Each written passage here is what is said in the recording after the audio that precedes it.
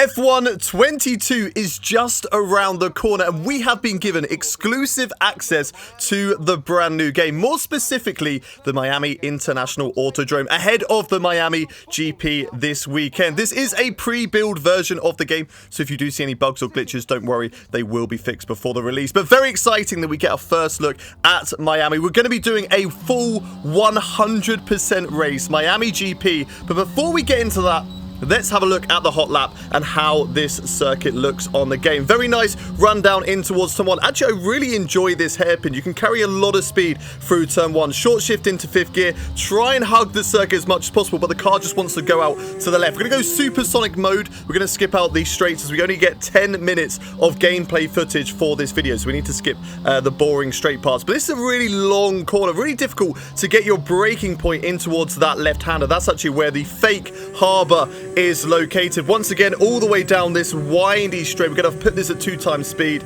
and head down in towards probably my least favourite part of the circuit. It's a really nice track to drive, but when you come down to here, it turns into very much more of a Formula E vibe. You're off the throttle and then down into 2nd gear through this really tight technical section of the track. Again, another horrible corner that's off camber before getting on the power on another long straight that seems to just go on forever. So a great overtaking opportunity here come race day. Into the final proper corner, then we lock up, as you can see, but down to 3rd gear. Want to get that apex, and then this is a nice section of the track. So you get on the power, flow through the left, through the right, and that is a hot lap of the Miami GP. So that is what we're going to be looking forward to as we head into next season. We've got a brand new feature on the 22 game as well. You can actually line up yourself on the grid. As you can see, we kind of messed it up a little bit there and got it wrong. But without any further ado, let's get into the race with 5 red lights, and it's lights out for a 100% Miami Grand Prix. It's a fairly decent start. As you can see, we're driving as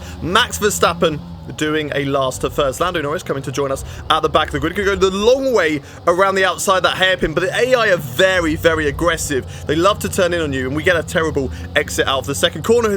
There we go, Lance Stroll nearly driving into the back of Lance Stroll there. We got the move on Norris and all that lot, but unfortunately we had to lose positions as Schumacher comes into the pit. So does Albon, so does the Latifi, so not a good day for both Williams drivers. As we have a little look up the inside, Sebastian Vettel, and as you can see, really aggressive move there from Vettel to turn into us. More drivers coming into the pits now. We skip ahead to lap 3 on the attack of Lando Norris in the McLaren. So much greater straight line speed, late on the brakes in towards this left-hander, and we're going to hold it ahead of Lando Norris and just miss out on overtaking Lance Stroll. But by the end of the lap, it's an easy overtake on the Aston Martin, using our greater straight line speed to get the move done. Now on the attack of Daniel Ricciardo, going to go right around the outside, but Ricciardo goes defensive and actually clips Yuki Tsunoda, giving him front wing damage. Now he's going to be incredibly slow through this section of corners. So we open up the corner, dive it up the inside into the left-hander, and Ricciardo concedes the position. So a good overtake there to move up now into P12. Got Tsunoda and Gasly, the 2 AlphaTauri teammates, going side by side through the windy section of, I think this is like turns 4 and 5, as these two are just going to go side by side. There's no real room to overtake here, so we're going to drop it down to 4th gear, maximize our exit off the corner right up behind Yuki Tsunoda, but Gasly actually gets a fantastic exit as well. So we're trying to pick where we want to overtake these 2 drivers. Looks like Yuki's a little bit quicker, so we're going to follow him, overtake Gasly, then go to the outside of Yuki Tsunoda. Yuki Tsunoda on those medium tyres. We're going to brake late into the left-hander. Yuki Tsunoda still sticking his nose up the inside there, so we give him space, but we get the position stuck. And now we are into the top 10 for the Miami GP. On the attack of Kevin Magnussen in the Haas, opening up this left-hander to dive it down the inside, meet the apex nicely, and hold the position. So a great move there to move up into P9. Valtteri Bottas is up next. We're going to be going for an overtake in towards this left-hander like we did on Sebastian Vettel, but for Bottas, a little bit less aggressive from him there, holding off as a lot of drivers now in the lead of the race deciding to come into the pits. As you can see, our tyres about 45% worn after 12 laps of this Grand Prix. Everybody else into the pit lane now here on lap 13. So we're going to stay out a little bit longer, move into lead. But now coming into the pits, another new feature for the game. As per usual, you've got to select your pit limiter, but you time when you turn it into the box. As you saw there, I did it late. I thought it was a case of turning the steering wheel. That's when you turn into the pits, but in fact, you just have to press a button. So the button that it displays on your screen, it was number 3 for me, which is the same as my DRS button. That would be the one that I need to press in order to make sure that we turn at the right time. So you want to get it optimal. Green's good, but if you go too early or too late, you're going to have a slow pit stop. As you can see, George Russell overtaking me here, and just like real life, tyre temperatures are horrible. You come out of the pits and your tyres are stone cold, making it really difficult from the first couple of corners, as it looks like Yuki Tsunoda has been overtaken by George Russell. We're going to go up the inside here into that left-hander where the fake harbour is, and we move up past him. George Russell is up next, using the DRS to full advantage. Again, going to the outside to really break Lake and take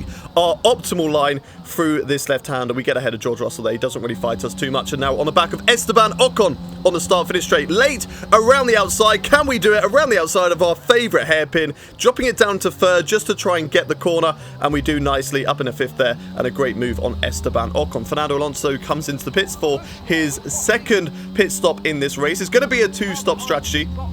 As you can see, Leclerc into the pits as well, and now Perez and Sainz follow suit and come into the pits too. So once again, into the lead of this race. The yellow flag has been deployed. Lando Norris out of this race. He's parked up over there somewhere on the left-hand side. Unfortunately, no safety car was to be deployed, but we've gone really deep into this race. So now you're going to get us, watch us, we're going to get it spot on. So we're going to press the button at the optimal time, which gives us a much quicker pit stop than we had when we did it too late. So it's going to be very key if you do have these immersive settings on. Of course, you can do the broadcast where you just watch yourselves come into the pits if you don't want to do that. But if you do, it's going to be vital to make sure you're watching, you're paying attention, and you press at the wrong time. You get a warning there for crossing the white lines. We're trying to maximize the entry angle into this corner. We come out of the pits P2, but again, because we are on cold tyres, Carlos Sainz is going to have a look at us into this next corner. He's going to be right on our tail. Have a look up the inside. We just don't have the grip to go fast through this left-hander, and that allows Carlos Sainz to move up into P2. But we opted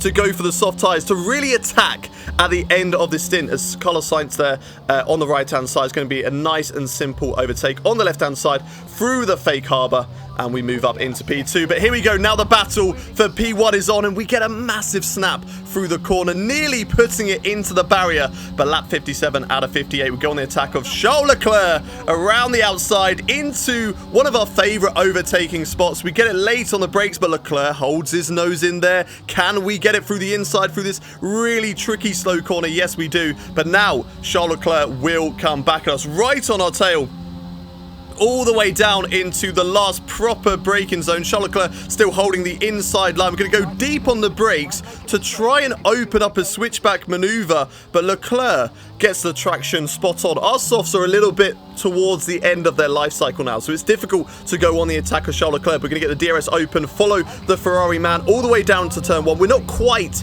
close enough to go for the overtake into this hairpin, so we're just going to stick behind the Ferrari driver for the time being. No real opportunity to overtake through these next couple of corners. If we're quick enough, we can maybe get the inside line into this left-hander, but we didn't want to risk it. We didn't want to have a crash with Leclerc, so we hold it behind him for the time being. Hold it again, and we're going to maybe have a look and see if we can go for something, but we just caught up to him a little bit too early through the left-hander. Had to back off there, but now we're going to maximize our straight line speed all the way down into what is, as I said earlier, one of our favourite overtaking opportunities. A little bit too far back at the moment, but the DRS is going to come very, very useful. We're going to maybe use a little bit of ERS as well. No, actually, we're going to save it to make sure we can defend on the back straight. A big lunge up the inside. Leclerc locks up. A vital mistake from him, and that has pretty much handed this to us. We go wide. We allow Leclerc a little bit of space, but we hold the inside line. We're going to get the inside through the little S's section. And Leclerc, I don't think he's about 4 or 5 tenths back at the moment, but with the ERS we have in hand,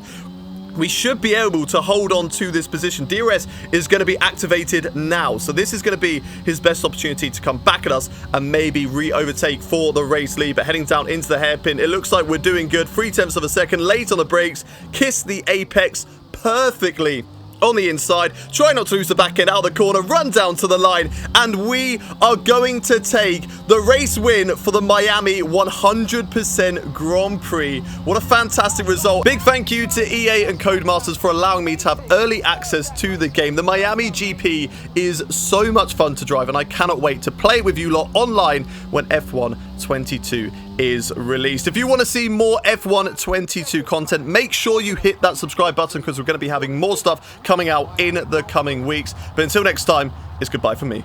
Bye-bye.